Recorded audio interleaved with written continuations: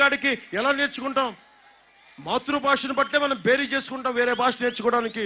నువ్వు ఇలా రా అని చెప్పి అనాలి అంటే ఏ భాషలో అడుగుతాం? స్ట్రైట్ గా పుట్టగానే మనకి ఇంగ్లీష్ వచ్చేస్తా? మన ఇంగ్లీష్ని తగ్గించట్లా, ఇంగ్లీష్ మీడియంని తగ్గించట్లా. మేము అడుగుతుంది ఏంటంటే మాతృభాషని మర్చిపోవద్దని. మాతృభాషని మర్చిపోతే గుర్రం జాషువా గబ్బిలాన్ని అర్థం చేసుకునేది ఎలా? జగన్కి గబ్బిలం అంటే ఎగిరే గబ్బిలం అనుకుంటాడు. గుర్రం జాషువా రాసిన గొప్ప కావ్యం అర్థం కాదు అది. క్లాస్ వార్ అంటే జగన్ అర్థం చేసుకోవాల్సింది ఫిరదౌసి. ఫిరదౌసి ఫిరదౌసి ఏంటంటే పాపం ఆ మొఘల్ చక్రవర్తి కాలంలో మనకి అక్కడ ఆఫ్ఘనిస్తాన్ నుంచి వచ్చిన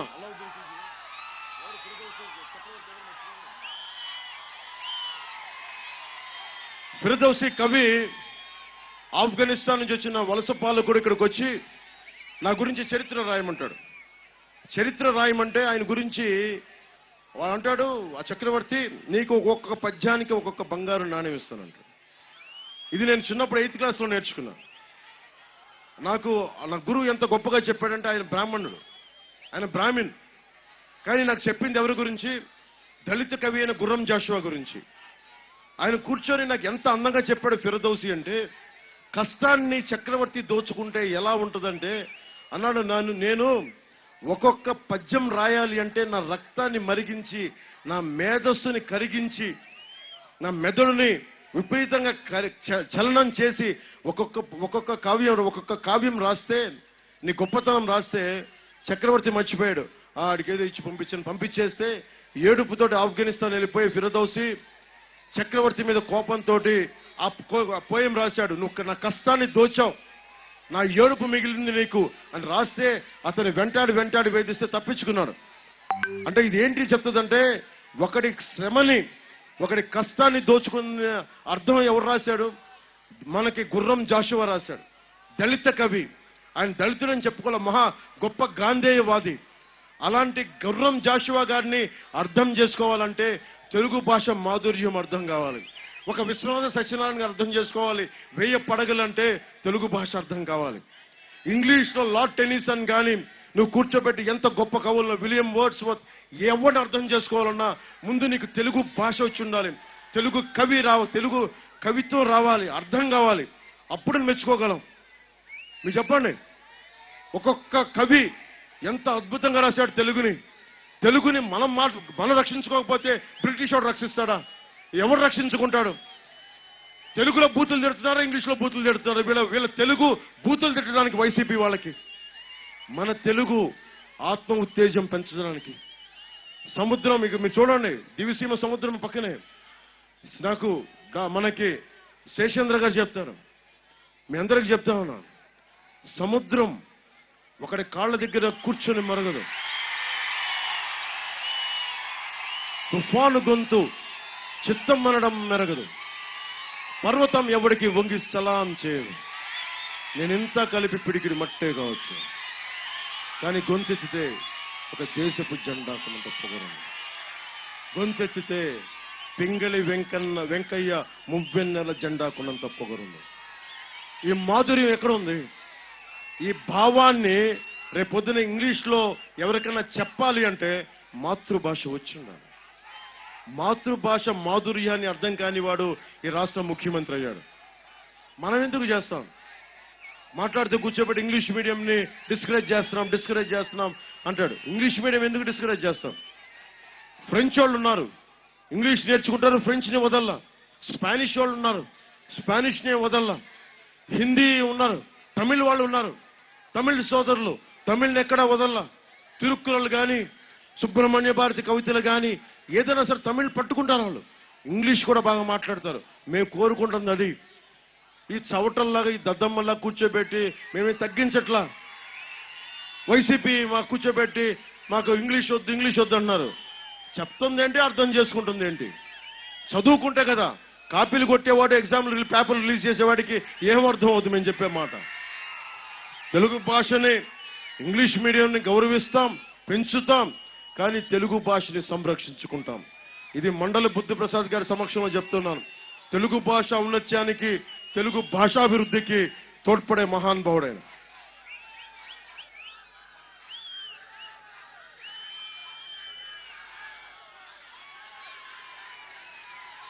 ఇందాక మీరు ఆ కార్డు పట్టుకున్నారు. డాక్టర్ కోటా శ్రీహరి గారి హత్య వెనక వైసీపీ నాయకులు ఉన్నారు. పోలీసులు ఇప్పుడు దాకా ఛార్జ్ షీట్ కూడా చేయలేదంటే నేను చెప్పింది ఇందాక లా అండ్ ఆర్డర్ సిచ్యువేషన్ ఇదే. ప్రతిసారి చెప్తాను, చట్టం బలహీనులకి చాలా బలంగా పనిచేస్తుంది, బలవంతులకు చాలా బలహీనంగా పనిచేస్తుంది. ఈ పరిస్థితి మారాలి. ఎవ్వడికి కష్టం వచ్చినా, ఎవ్వడికి నష్టం వచ్చినా మనల్ని సంరక్షించని చట్టాలు దేనికి? బుట్ట దాఖలు చేయడానికి కాకపోతే. అందుకని మనకి కూటమి ప్రభుత్వం, తెలుగుదేశం, జనసేన, భారతీయ జనతా పార్టీ ప్రభుత్వం కూటమి రాగానే జెండా కిందకి దించాం. కూటమి ప్రభుత్వం రాగానే నేను మీకు మాటిస్తున్నా, లా అండ్ ఆర్డర్ పరిస్థితిని చాలా బలంగా చేస్తాం. ఇలా మీరు ప్లే కార్డులు పట్టుకోవాల్సిన అవసరం లేదు. పోలీసులకి పోలీసు బాధ్యతల్లో జోక్యం చేసుకోకుండా ఉంటాం. డాక్టర్ శ్రీహరి గారికి హత్యకి ఆ దోషులకు శిక్ష పడేలాగా లా అండ్ ఆర్డర్ ఉంటుందని మనస్ఫూర్తిగా మీకు తెలియజేస్తున్నాను.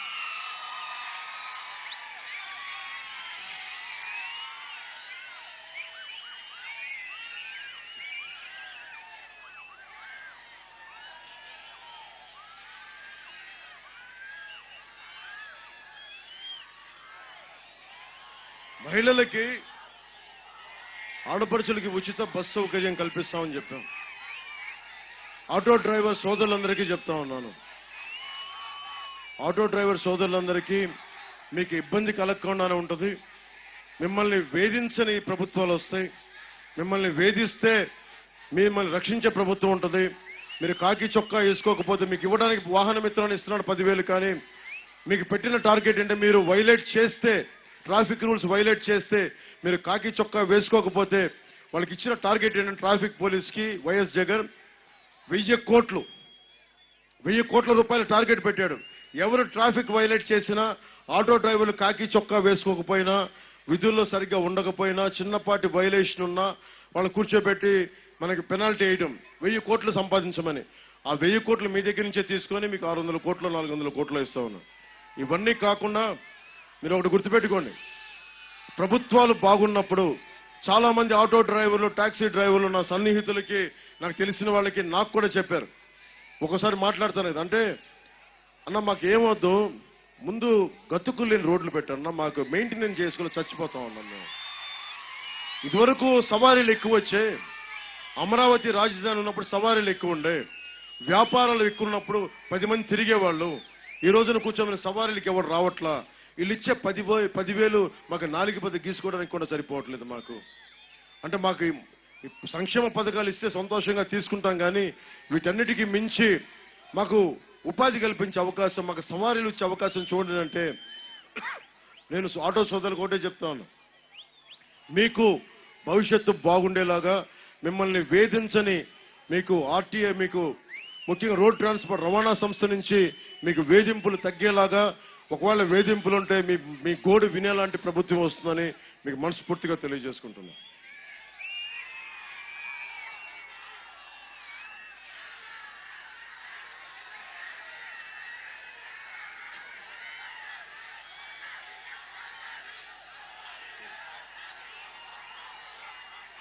ఈ రోజున నేను ఓట్లు అడగడానికి రాలా, ఓట్లని అభ్యర్థించడానికి వచ్చాను.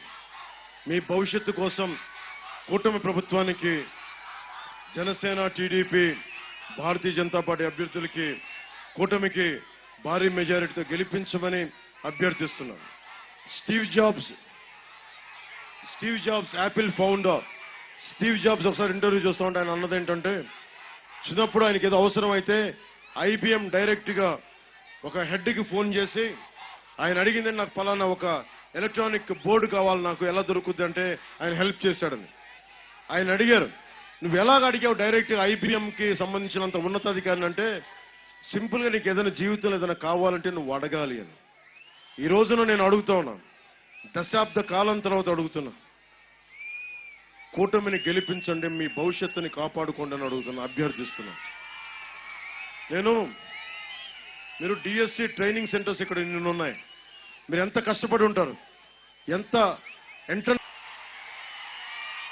అంబట్ రాయుడు యువతకి సంకేతం.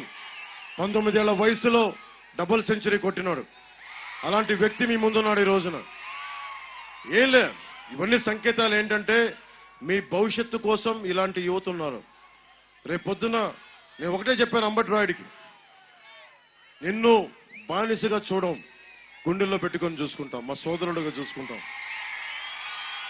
ఈ పార్టీ గాని ఈ సమాజం గాని కులాలకి మతాలకి ప్రాంతాలకి అతీతంగా ఉండేది.